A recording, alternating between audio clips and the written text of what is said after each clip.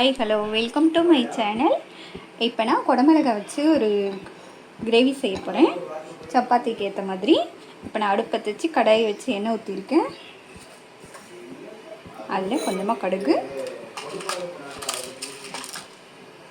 அப்புறம் கொஞ்சமாக உளுந்து. அவ்வளோதான், இது கொஞ்சம் வெடிக்கட்டும். கடுகு வெடிச்சிருச்சு. அது கூட பூண்டு,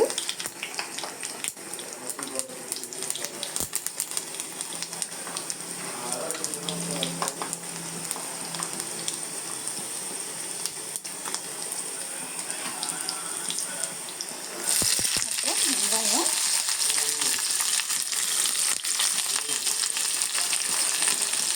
வெங்காயம் கொஞ்சம் லைட்டாக வணங்கட்டும். இந்தளவுக்கு வணங்கினா போதும். இப்போ அதில் குடமிளகாய்,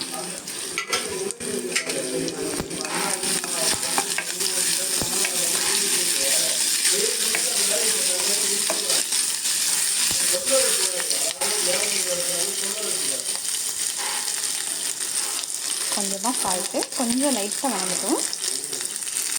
இந்தளவுக்கு வணங்கினா போதும். கொஞ்சமாக மஞ்சள்தூள், கொஞ்சமாக மிளகாத்தூள், அப்புறம் ஜீரகப்பொடி லைட்டாக வாட்ட.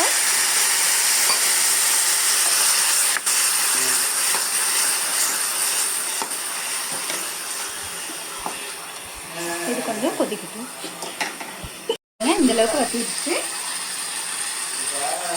இப்போ இருக்கணும், நம்ம தயிர் ஆட் பண்ணிக்கலாம்.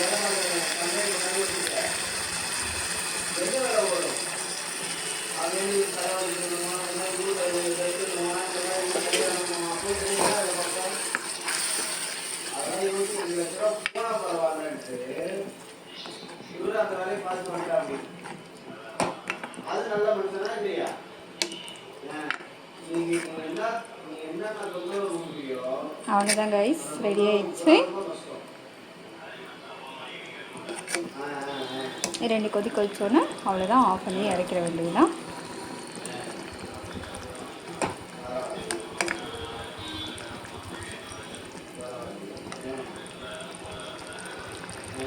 அவ்வளோதான் கைஸ், ரெடி ஆயிடுச்சு. நான் கொத்தமல்லி தூங்கிட்டேன்.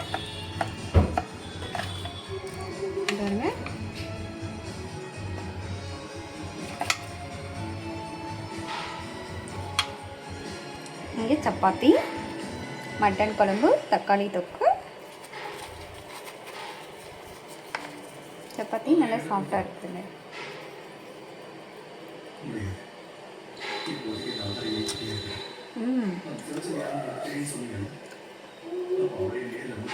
செமையாக இருக்குது.